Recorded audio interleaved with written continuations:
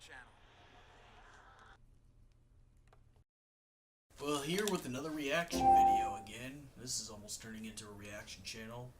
Just a little bit. I don't know, maybe. Hopefully it doesn't, because I can't do reactions really well. I'm not really entertaining enough to do actual reactions, but, you know, since this is down in the Final Fantasy lore category, or Final Fantasy in specific, I thought it would be appropriate, just like my XIV, you know, trailer review. We're playing with my hair, not review, a reaction. My XDeath, reveal, trailer. This would actually make more sense if I actually, let me get this a little bit bigger. Just, you know, so when I do play the trailer, you can see the trailer with me. You can watch it with me. Now, I've gotten to Final Fantasy 14, and that's because I heard when you... Now, actually, this is actually a known fact, but when you get level 35, you have to pay for it for Square Enix's servers, and, you know, I don't have that kind of money to do that kind of stuff.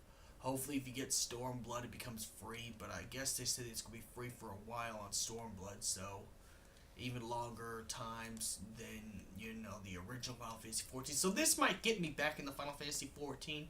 And if this does, I might actually start, you know, streaming Final Fantasy 14 and actually, you know, get invested in Final Fantasy 14 if, you know, this turns out to be true, because I mean, for me, as long as I don't have to pay for it, you know, and, you know, except for, like, you know, DLC stuff. Of course I'm going to pay for DLC stuff to get some good stuff. That makes sense, because that's DLC. They have their, you know, that's not going to drain your money or resources, but I don't want to pay for another servers, because because, see, I already pay $50 a year for PlayStation Plus membership, you know, so I can play online. So it would make sense to pay $14 a month, but I think with Stormblood it's going to be different. Hopefully it gets changed, because I'd like to be able to play on I'd like to get on Final Fantasy 14, because a lot of my friends are playing Final Fantasy 14. I'm kind of missing out a little bit. At least some of my other friends, like my con friends, are playing Final Fantasy 14. So this will probably get me jumped on there. But without further ado, since I'm lighting an instant on my E-Fret, you know, this is actually my E-Fret instant tray. You know, this is gonna be pretty good. This is gonna be a pretty good Final Fantasy reaction. Let's watch the trailer together, shall we? Okay, can anyone see this? Yeah, we'll put it like this. You'll be able to see it. Okay, so we're gonna hit this. Oh, what are we doing? Anyways, let's go with the reaction. Oh, there it is. That's pretty. Okay. There it goes. Ooh. Oh, I like the way they put the design for Square Enix's logo on that. So we got,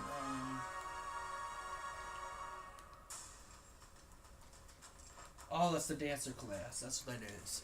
That's the dancer class. For anyone who's not familiar with Final Fantasy, that's actually the dancer class.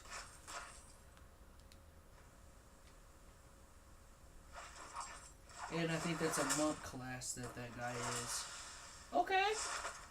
I like that they're putting back the monk and dancer classes. If anyone's played classic Final Fantasy games, you know, those things are exclusively to old school Final Fantasy games.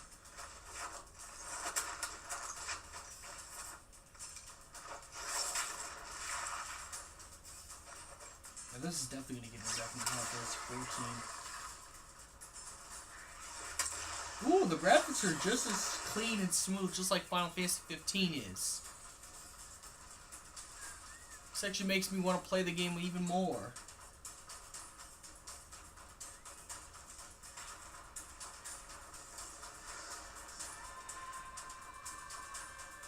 Okay, so I see Stormblood's going to take Okay, so Stormblood is gonna take place in the east. So pretty much, we're talking about like maybe not. It's not really called Japan, but you know, Japanese Eastern, you know, Eastern settings. So this is gonna be pretty good. I like this already. We're getting a Final Fantasy game that's specifically going to start taking place in different continents and not just always one continent each and every time. Because no offense, the story-based games, I love the story-based games of Final Fantasy, but the only problem is they don't really have continent-based. Now, Final Fantasy VII had multiple continents, but, you know, like, most of the events that take place is, like, usually one area. And this is actually going to take place in just, like, one area, but it's, like, a different continent.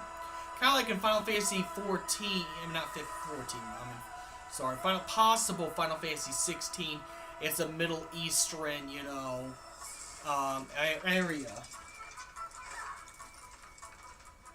You know, Final Fantasy 16 has the Middle East, Stormblood, Final Fantasy 14 is going to be all, you know, is going to be all Eastern, Japanese, you know, Asian settings. Oh, and that's why there's a samurai class. Now that makes sense. This will probably get my boy Alex into this game because he likes samurais.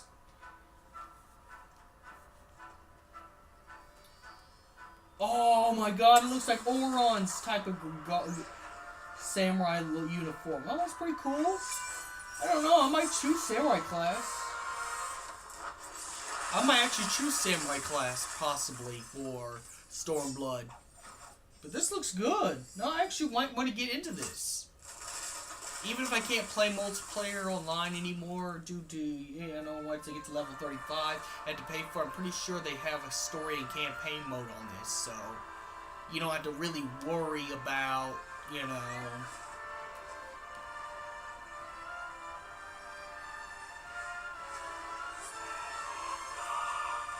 Ooh, those are some pretty-ass graphics. Those are some pretty-ass graphics.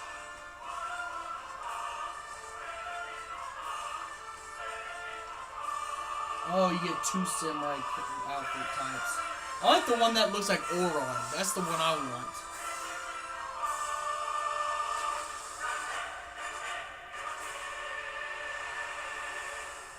I'm actually going to get this. I'm actually going to probably splurge in money and get this instead of, you know, buy multiple. Because the problem I have with this is if I buy multiple, okay, it's about to play something else.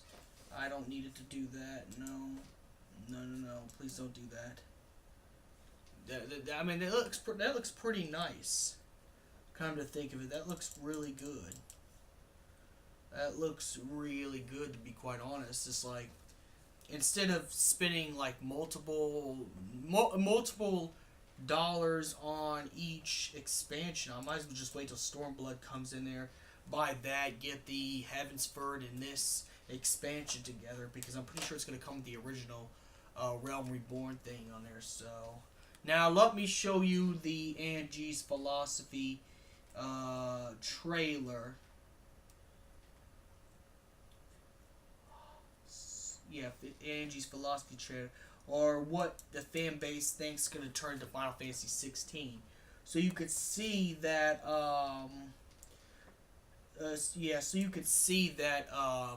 they're actually starting to put Final Fantasy games in other lands besides just, you know, stuff, you know, instead of just Western stuff, because the problem with Final Fantasy games before is they just kept it in Western settings. Now they're actually expanding Final Fantasy lore everywhere. I already seen this, but I'll show you the Final Fantasy 16 Angie's. Like this is Mid-Eastern. Like, you know, like Iraq, you know, Fallujah, all that stuff.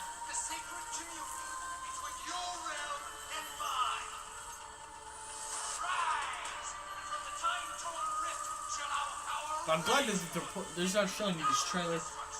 I'll tell you that later. Just watch the trailer.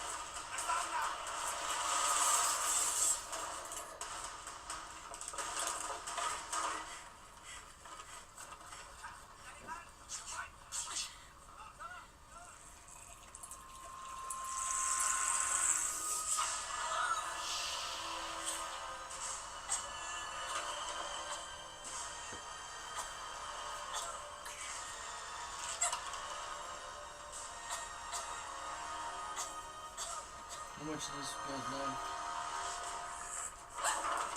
Okay, well, I'm not gonna watch the rest. I'll just put the link in the description for this. But I wanted to show you that they're actually trying to move Final Fantasy in a different direction, which I do like and I do agree with, because, no offense, not to be that kind of guy, but we've always had westernized Final Fantasy games. Mostly this is the story-based games, but we always had like westernized Final Fantasy games. Midgard looks like looks like New York if you really look at it. Final Fantasy 15, Insomnia. Parts of Insomnia look like the UK if you really think about it. Altissia kind of looks like Italy mixed with UK. So we've been Final Fantasy games before have been too focused on like Western places, when it comes to location. Even Final Fantasy 13 was guilty of this, so I'm kind of glad we're branching out. Like, now we're in the Middle East, and we're in, like, Eastern Japan and Asian countries. And maybe this is good, because you know what, maybe, call me crazy, maybe we might get a Final Fantasy game that's either a spin-off, or maybe Final Fantasy 17 might actually end up being in Africa. Or Egypt, which Egypt is part of Africa. And, this is, well, it won't be called that, but, you get the point. It won't be called exactly that stuff. But this is good.